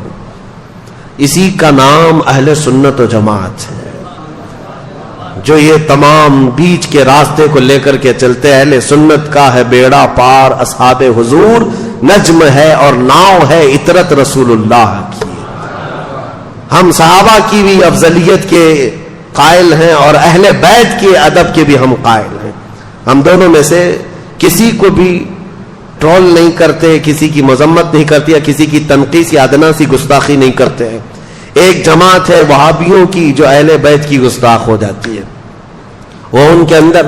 آج میں پڑھ رہا تھا، ایک صاحب نے تاریخ لکھی اور جگہ جگہ انہوں نے یزید کو رضی اللہ عنہ لکھا ہے، صرف اس دشمنی میں اہل بیت کی ہے۔ اور ایک جماعت ایسی ہے جو سارے صحابہ کو گالیاں دیتی ہے اہل بیت کی محبت میں۔ دونوں صحیح نہیں ہے، دونوں صحیح نہیں ہے۔ صحیح مذہب و مسلک وہی ہے جو درمیانی اہل سنت و جماعت کا۔ صحابہ رسول اللہ کے آسمان ہدایت کے تارے ہیں، اور رسول اللہ کے گھر والے اہل بیت نوح علیہ السلام کی کشتی کی مانند ہیں۔ میرے آقا نے فرمایا جو اس کشتی میں سوار ہو گیا وہ نجات پا گیا، جو اس کشتی سے دور ہوا وہ ہلاک ہو گیا۔ ہمارے لیے کشتی بھی ضروری ہے، ہمارے لیے آسمان ہدایت کے تارے بھی ضروری ہیں، یہ دونوں کے ساتھ ہے۔ اب حضرت ابوبکر صدیق کی خلافت کا دور شروع ہوا، پہلا دن تھا، حضرت ابوبکر صدیق نے اعلان فرما دیا. اب مسجد نبوی کا پہلا خطبہ خلافت کے بعد کا سنو توجہ سے. سیدنا ابوبکر صدیق رضی اللہ تعالیٰ عنہ فرماتے ہیں اے مسلمانوں، اللہ سے ڈرو، کمزوروں پر ظلم نہ کرو اور نہ حق کسی کے ساتھ ظلم کا یا زیادتی کا معاملہ کبھی ہونے نہ پائے. اور یہ خطبے میں آپ نے فرمایا سب کے سب اس بات پر گواہ رہو کہ اگر بال برابر بھی میں رسول اللہ صلی اللہ تعالی علیہ وسلم کے طریقے سے ہٹ کر کے کوئی کام کرتا ہوا نظر آ جاؤں تو تم لوگ اپنی تلواروں سے مجھے سیدھا کر دینا. یہ وقت کا خلیفہ کہہ رہا ہے. حضرت ابوبکر صدیق نے فرمایا اگر میں بال برابر بھی ہٹ جاؤں تو تم اپنی تلواروں سے مجھے سیدھا کر دینا، اور اگر رسول اللہ صلی اللہ تعالی علیہ وسلم کے بتائے ہوئے راستے پر ہی چل رہا ہوں تو تم میری بات کو قبول کر لینا. اور اس کے بعد مسجد نبوی شریف امامت کے لیے آگے بڑھتے ہیں. عزیزان گرامی وقار، آج بھی وہ مصلی امامت موجود ہے جہاں میرے آقا نے امامت فرمائی، وہ مسجد نبوی کا شروع کا حصہ. نبی پاک صلی اللہ تعالی علیہ وسلم کا جو محراب ہے نا، آج بھی وہ مدینے میں ہے، مسجد نبوی میں وہ محراب ویسے ہی ہے. حضرت ابوبکر صدیق جیسے ہی آئے اس محراب کو آپ نے کیا کر دیا؟ بند کر دیا.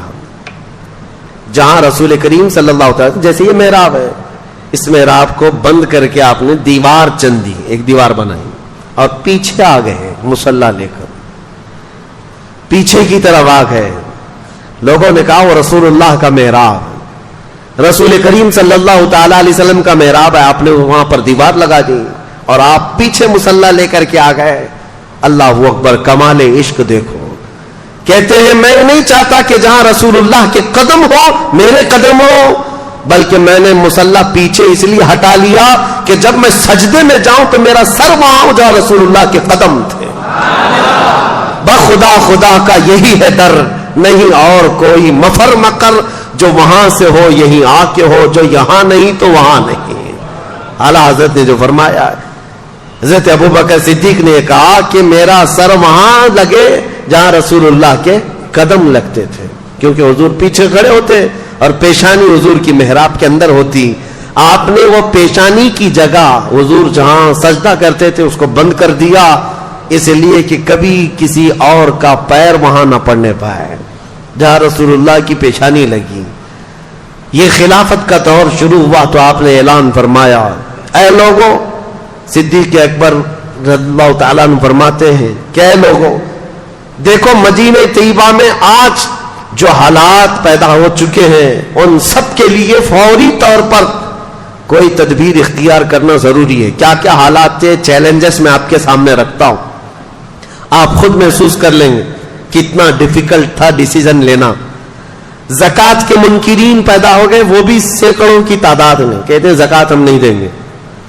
اچھا، ایک مسئلہ یہ تھا، حضور نے اپنی وفات کے چند دن پہلے ہی حضرت اسامہ بن زید، حضور صلی اللہ تعالی علیہ وسلم کے منہ بولے بیٹے حضرت زید جو جنگ موطا میں شہید ہوئے، ابھی جمعہ کے بیان میں نے عرض کیا تھا، حضور صلی اللہ علیہ وسلم نے اپنا جھنڈا دے کر بھیجا تھا. موطا جارڈن کا ایک علاقہ ہے. یہ جنگ کیوں ہوئی تھی یہ بھی میں نے بتایا ہے. حضور صلی اللہ تعالی علیہ وسلم کے قاصد صحابی حارث بن عمیر یہ روم کے بادشاہ کے پاس خط لے کر کے جا رہے تھے. بیچ میں بلقا کا ایک بادشاہ شرحبیل جس کا نام تھا، اس نے گرفتار کر کے حضور کے اس صحابی کو رسیوں میں باندھ کر ٹکڑے کر کے قتل کیا. تو اب اس قتل کے خلاف ظاہر سی بات ہے حضور صلی اللہ تعالی علیہ وسلم نے صحابہ کو جمع کیا اور 3000 صحابہ کی تعداد بھیج دی، جس میں حضرت زید بن حارثہ تھے، حضور کے منہ بولے بیٹے. ان کے ہاتھ میں جھنڈا دیا اور یہ فرمایا تھا ان کے بعد جعفر طیار جھنڈا لے لیں گے، ان کے بعد عبداللہ بن رواحہ، ان کے بعد مسلمان جس کو منتخب کرے وہ جھنڈا لے، وہ سپہ سالار ہے. اور جنگ موطا میں جیسی پہنچے تھے یہ 3000 صحابہ، رومیوں کی فوج 1,00,000 کی تعداد کے برابر تھی. یہ صحابہ میں سے کوئی پیچھے ہٹا نہیں، 1,00,000 سے لڑنے کے لیے تیار بھی ہوئے، لڑ پڑے. اور اس کے بعد حضرت زید بن حارثہ شہید ہو گئے، حضور کے منہ بولے بیٹے اس جنگ میں شہید ہوئے، پہلے شہید. اس کے بعد حضرت جعفر طیار جو حضرت علی کے سگے بھائی ہیں ان کو رومیوں نے پیٹ سے بیچ میں کاٹ کر 2 ٹکڑے کر دیے تھے، وہ شہید ہوئے. تیسرے حضرت عبداللہ بن رواحہ، یہ بھی شہید ہوئے. حالات بہت سخت تھے جنگ موتا میں. تب سارے صحابہ نے مل کر کے جھنڈا کس کے ہاتھ میں پکڑایا؟ خالد بن ولید کے ہاتھ میں. یہ جنگ تھی پہلی خالد بن ولید کی. اس جنگ موتا میں 9 تلواریں ان کے ہاتھ سے ٹوٹی اور اس کے بعد انہوں نے جھنڈا گرنے نہیں دیا تھا. 3000 کی فوج کو لے کر 1 لاکھ سے لڑتے تھے، ایسے لڑتے تھے صفوں کی صفیں درہم برہم کرتے تھے. شام سے پہلے رومیوں کی طرف سے اعلان ہوا کہ خالد بن ولید ایسا ہو گیا ہے کہ یہ بدکے ہوئے گھوڑے کی طرح صفیں درہم برہم کر رہا ہے، تم سب کے سب پیچھے ہٹ جاؤ اور ان کو جانے دے دو. رومی فوج پوری کی پوری پیچھے ہٹ گئی اور جتنے مرے اس میں سے وہ چھوڑ کر پوری جنگ میں صرف 8 مسلمان شہید ہوئے تھے. 1 لاکھ لوگوں نے مل کر 3000 کا مقابلہ کیا اور 8 شہید ہوئے تھے. حضرت خالد بن ولید یہ پہلی فتح کر کے واپس لوٹ رہے تھے. جنگ موتا، یہ جنگ موتا 8 ہجری میں ہوئی ہے حضور کے. اس جنگ میں جو شہید ہوئے حضرت زید، ان کا غم تھا حضور کو. ان کے بیٹے اسامہ 19 سال کے جوان تھے. حضور صلی اللہ تعالی علیہ وسلم نے حضرت اسامہ کو سپہ سالار بنایا اور کہا رومیوں کو پھر سے ادھیڑنے کے لیے، ان کو اکھیڑنے کے لیے ایک فوج بھیجی جس میں 10,000 صحابہ جمع تھے. حضرت اسامہ بن زید کو مدینے سے روانہ کر دیا. اسامہ بن زید مدینے سے نکلے ہی تھے کہ حضور کی وفات ہو گئی. حضور کی وفات ہوتی اسامہ بن زید اور یہ پوری فوج ظاہر سی بات ہے مدینے واپس آ گئی. اب مسئلہ یہ تھا کہ حضور کی وفات کے بعد خلافت بھی قائم ہو گئی، حضرت ابوبکر خلیفہ بن گئے. اب کیا کرنا ہے؟ اب مسئلے ایسے تھے کہ ایک طرف مسیلمہ کذاب جھوٹا نبی بننے کا اعلان کر چکا ہے. اسود انسی ایک اور شخص ہے جو نبوت کا دعویٰ کیا. طلحہ بن خویلد ایک ایسا شخص ہے وہ بھی نبوت کا دعویٰ کر بیٹھا ہے. 3 بڑے بڑے دجال ظاہر ہوئے. ایک طرف زکوٰۃ نہ دینے کی ایک جماعت پیدا ہو گئی، مرتد ہو گئے، اور ایک طرف اسامہ بن زید کی یہ 10,000 کی فوج جو روم جا رہی تھی لڑنے کے لیے. کیا کیا فیصلے لینے ہیں؟ حضرت ابوبکر صدیق اٹھتے ہیں سیدھے اسامہ بن زید کو کہتے ہیں جو فوج تمہارے ساتھ جانے والی تھی سب کو تیار کرو. اور اس کے بعد اسامہ بن زید کو گھوڑے پر بٹھایا. یہ فوج وہیں جائے گی جہاں رسول اللہ نے بھیجا تھا. حالات ایسے تھے کہ فوج اتنی بڑی بھیجنے کے جیسے حالات نہیں تھے. یہاں تک کہ لوگ سب آ کر کے کہنے لگے خلیفہ اسلام ابھی حالات ایسے نہیں ہے کہ آپ 10,000 کی فوج مدینے سے بھیج دیں گے. حضور کی وفات ہوئی ہے، اچانک مدینے پر کچھ ہو گیا تو کیا کریں گے؟ اتنی بڑی فوج جا رہی ہے. حضرت ابوبکر صدیق نے کہا قسم رب ذوالجلال کی میری جان بھی چلی جائے میں اس فوج کو واپس نہیں کر سکتا جس کو رسول اللہ نے بھیجا ہے. اسامہ بن زید کو بٹھا دیا گھوڑے پر اور ان کے گھوڑے کی رسی خود پکڑ کر کے جانے لگے. یہ حضرت ابوبکر صدیق ہے. گھوڑے کی رسی خود پکڑ کر کے نکلے. اسامہ بن زید کی عمر 19 سال کی ہے، صدیق اکبر کی عمر 60 سال کی ہے. 60 سال کا خلیفہ رسول گھوڑے کی رسی پکڑ کر چل رہا ہو. اسامہ بن زید گھوڑے سے اچھل کر نیچے آ گئے. کہا اے خلیفہ اسلام، اے جانشین رسول، آپ چلیں اور میں بیٹھوں گوارا نہیں ہے. حضرت ابوبکر صدیق نے کہا بیٹھ جاؤ اسامہ، اس گھوڑے کی پشت پر دنیا کی دولت نے نہیں میرے رسول نے تجھے بٹھایا ہے، تجھے کوئی نہیں اتار سکتا، بیٹھ جاؤ. پھر کہا آپ رسی پکڑ کر کیوں چل رہے ہیں؟ کہا خلافت کی ذمہ داریاں ایسی آ گئیں کہ مدینے کی سیکورٹی بھی ہے، ان دجالوں سے مقابلہ بھی ہے، منکرین زکات سے بھی لڑنا ہے. خواہش تو میری یہ تھی کہ تمہاری فوج میں میں بھی شریک ہو جاتا، میں بھی چلا جاتا، رسول اللہ نے بھیجا ہے، لیکن خلافت کی ذمہ داریوں کی وجہ سے میں تمہارے ساتھ جنگ پر جا نہیں سکتا. میں کم از کم تمہاری رسی پکڑ کر مدینے سے باہر تک تو جا سکتا ہوں تاکہ کل قیامت کے دن ان مجاہدین کا نام پکارا جائے تو گھوڑے کی رسی پکڑنے والوں میں میرا بھی نام آ جائے. عزیزان گرامی، نیکی چھوٹی ہو کہ بڑی ہو ابوبکر صدیق چھوڑتے نہیں تھے. صحابہ میں یہ بات تھی کہ حضرت ایک بار حضور صلی اللہ تعالی علیہ وسلم مجلس میں کہہ رہے تھے صبح صبح ہی فجر کی نماز کے بعد ٹائم کتنا ہوا ہوگا؟ حضور نے اعلان کیا کوئی ہے جس میں آج کسی بیمار کی عیادت کر کے آیا ہو؟ صحابہ کی جماعت، حضرت ابوبکر کھڑے ہوئے، کہا میں عیادت کر کے آیا ہوں۔ تھوڑی دیر کے بعد حضور صلی اللہ تعالی علیہ وسلم نے پھر دوسرا سوال فرمایا کوئی ہے جو آج ایک غلام آزاد کر کے آیا ہو؟ حضرت ابوبکر کھڑے ہو گئے۔ پھر حضور صلی اللہ تعالی علیہ وسلم نے اعلان فرمایا کوئی ہے جو آج کسی غریب کو کھانا کھلا کر کے آیا ہو؟ پھر حضرت ابوبکر کھڑے ہوئے، کہا میں کر کے آیا ہوں۔ جتنی مرتبہ حضور جس نیکی کے بارے میں پوچھتے ہیں وہ مسجد میں خود ہی کھڑے ہوتے ہیں کہ یا رسول اللہ میں کر کے آیا، اور یہ کب؟ فجر کی نماز میں۔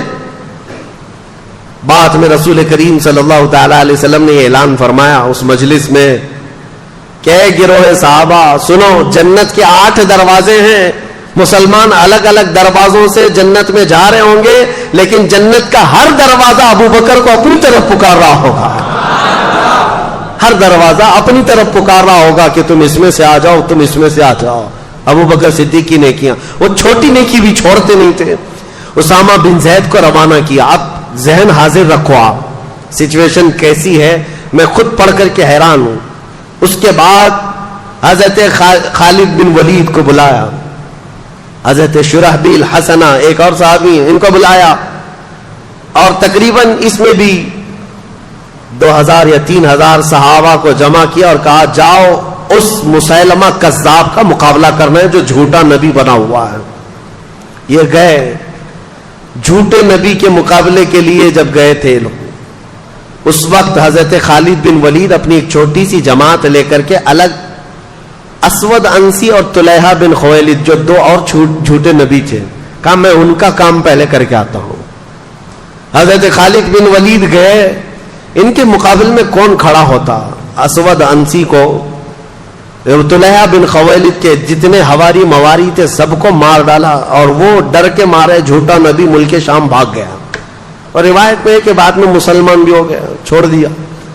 اسود انسی جو تھا اس کو اس کے قریبی لوگوں نے مار ڈالا۔ حضرت خالد بن ولید کی ہیبت ایسی تاری ہوئی، یہ 2 جھوٹوں کو مار کر کے حضرت خالد بن ولید پھر آئے شرحبیل حسنہ کے ساتھ۔ یہ 3000 صحابہ کی جماعت تھی، لیکن جیسے ہی گئے یہ مسیلمہ کذاب 30,000 لوگوں کو جمع کر چکا تھا۔ مجھے حیرت ہوتی ہے، رسول اللہ کے زمانے سے یہ زمانہ بہت ملا ہوا ہے، اتنے قریب کے زمانے میں جب 30,000 جھوٹے نبی کو ماننے والے پیدا ہو گئے تھے، تو آج قادیانیوں کی جماعت میں کیوں نہیں جا سکتے؟ ہوتے ہیں۔ یا ہمارے دور کا جو دجال 100 سال پہلے جو گزرا، غلام احمد قادیانی، اس نے بھی نبوت کا دعویٰ کیا۔ یہ احمدی جماعت نام سے پوری دنیا میں پھیلی ہوئی ہے، قادیانیوں کی جماعت ہے، یہ اپنے آپ کو جماعت احمدیہ کہتے ہیں، اور سارے انٹرنیٹ پر بھرے ہوئے ہیں ویب سائٹ، اسلام نام سے جیسی کھولیں تو احمدی جماعت کی ویب سائٹ کھولتی ہے۔ یاد رکھنا نوجوانوں، غلطی سے ان کے زہر میں نہ چلے جانا، ساری باتیں وہی کرتے ہیں لیکن بعد میں چل کر کے اپنے جھوٹے نبی کا عقیدہ دھیرے دھیرے ڈالتے ہیں، اور یہ کہتے نہیں غلام احمد قادیانی کو نبی مان لو تو محمد صلی اللہ علیہ وسلم کے خاتم النبیین ہونے میں کوئی فرق نہیں آتا، وہ رسول اللہ خاتم النبیین ہے لیکن یہ بھی نبی ہے۔ اور یہ ایسا جھوٹا نبی جاہل، پنجاب کا رہنے والا، قادیان پنجاب میں، اور اس نے انگریزوں کی مدد سے جو نبوت کا دعویٰ کیا تھا، اور خود کے پتہ نہیں ایسی ایسی چیزیں گڑھ کر کے لائے، اس کی کتابیں بھی موجود ہیں، کیا بکتا تھا وہ سمجھ میں نہیں آتا، اور کہتا میرے اوپر وہی آتی ہے، اور فرشتے وہ بھی وہی انگلش میں لے کر آتے تھے۔ ہاں، انگلش میں 2 فرشتے آتے تھے، ٹیسو ٹیسو میسو میسو، اور یہ وہی، یہ ایک مذاق تھا، پوری امت نے اس کا انکار کیا ہے جھوٹے نبی کا۔ یہ جماعت آج جو پھیلی ہوئی احمدیہ جماعت، اس کو پہچانو، یہ ایک کافر جماعت ہے، اس کا اسلام سے کوئی تعلق نہیں، رسول اللہ کے خاتم النبیین ہونے کا عقیدہ نہیں ہے تو مسلمان ہو ہی نہیں سکتا۔ اب اس وقت کی بات کر رہا ہوں، مسیلمہ کذاب جھوٹا نبی، اس کے ساتھ 30,000 لوگ کھڑے تھے، 30,000 لوگ۔ اب جب مقابلے کی بات آئی تو سیدھا مقابلہ ہوا تھا صحابہ کا اور ان کا، لیکن صحابہ میں سے تقریباً 700 صحابہ حافظ قرآن وہاں شہید ہو گئے تھے، یہ بہت بڑی تعداد تھی شہادت کی. پوری تاریخ میں بتا رہا ہوں میں, جتنی جنگیں ہوئی ہیں اس میں 700 حافظ قرآن صحابہ شہید ہوئے تھے, جس کی وجہ سے حضرت ابوبکر صدیق رضی اللہ تعالیٰ عنہ نے بعد میں قرآن کو جمع کرنے کا حکم دیا تھا کہ اگر یہ سارے حافظ قرآن صحابہ شہید ہو گئے تو پھر قرآن کیسے محفوظ رہے گا. ان کے بعد ہی قرآن کی حفاظت کا حکم, قرآن کی جمع کرنے کا حکم ہوا. اب ایک اور بات میں مزے کی بتاؤں, جنگ احد میں حضرت امیر حمزہ رضی اللہ تعالیٰ عنہ کو شہید کرنے والے ایک حبشی غلام جن کا نام وحشی ہے, وہ ابو سفیان اور ہندا کا غلام تھا. ہندا نے ایک قسم کھائی تھی کہ امیر حمزہ کو قتل کرنے کے بعد سینہ چاک کر کے میں کلیجہ چباؤں گی, کیونکہ اس کے بھائی اور باپ کا قتل کیا تھا امیر حمزہ نے جنگ بدر میں.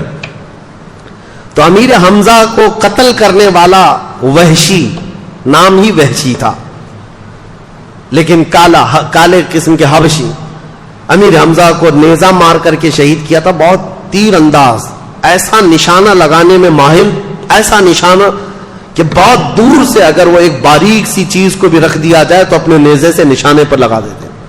تو امیر حمزہ اس کے نیزے سے شہید ہوئے. لیکن حیرت کی بات یہ ہے کہ وہ وحشی بعد میں اسلام میں داخل ہوئے اور رسول اللہ کے صحابی بھی بنے. میرے آقا نے بہتوں کو معاف کیا ہے, بہتوں کو معاف کیا ہے.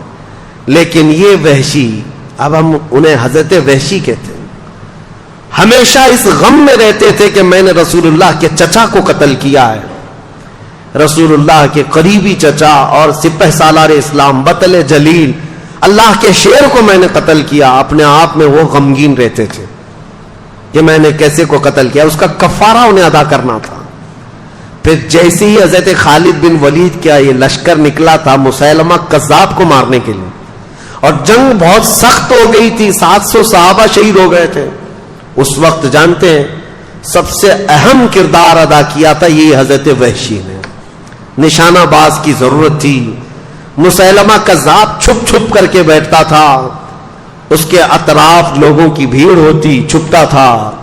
یہ حضرت وحشی نے جو نیزہ حضرت امیر حمزہ کو مارا تھا نشانے سے, اس جنگ کے میدان میں بڑی دور سے نیزہ چلایا تھا تو سیدھے مسیلمہ کذاب کی پیشانی میں گھس گیا. وہ جھوٹا نبی ایک ہی دم میں مر گیا, نیچے زمین پر آ گیا.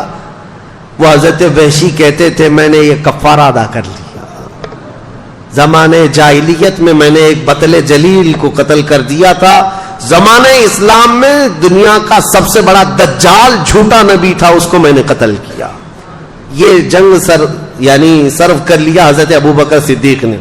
اب سنیے, حالات ایسے تھے کہ ایک طرف حضرت خالد بن ولید مسیلمہ کذاب سے لڑنے کے لیے گئے, ایک طرف حضرت اسامہ بن زید 10,000 کا لشکر لے کر رومیوں سے لڑنے گئے, ان کے باپ کا بدلہ بھی لینا تھا, رومیوں سے لڑنے کے لیے گئے.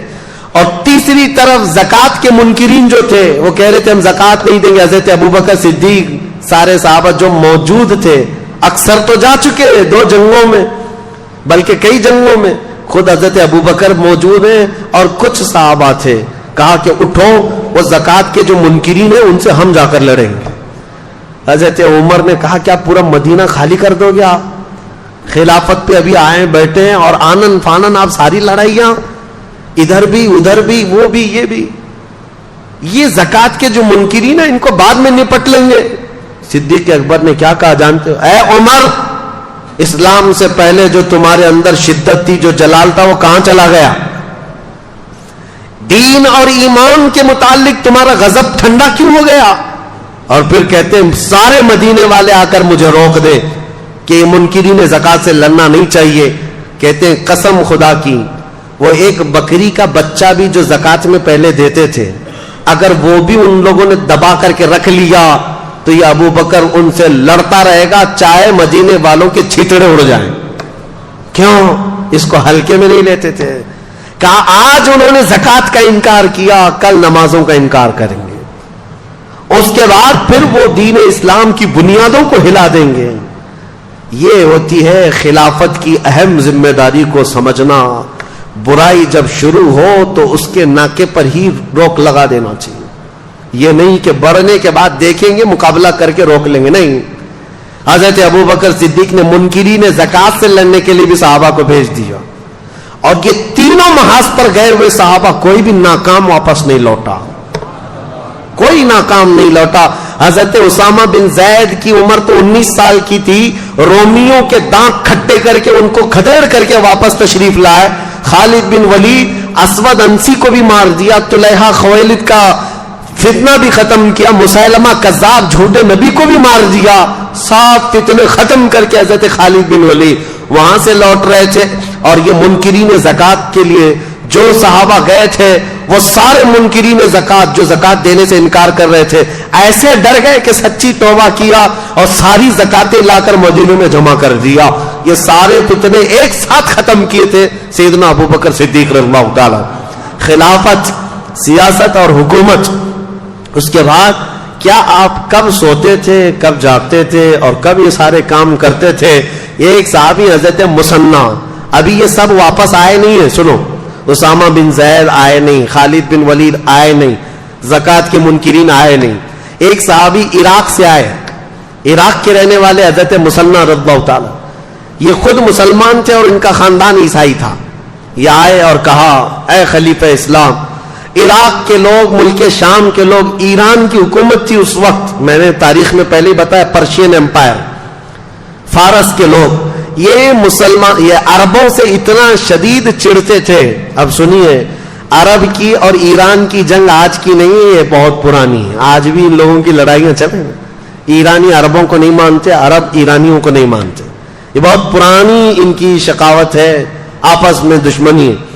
ایران کا جو بادشاہ تھا کسرا اس وقت، خسرو پرویز، یزدگرد اور پھر جو ہے بزرج مہر، یہ سب وہ بادشاہ ہیں ایران کے جو کسرا کہلاتے تھے.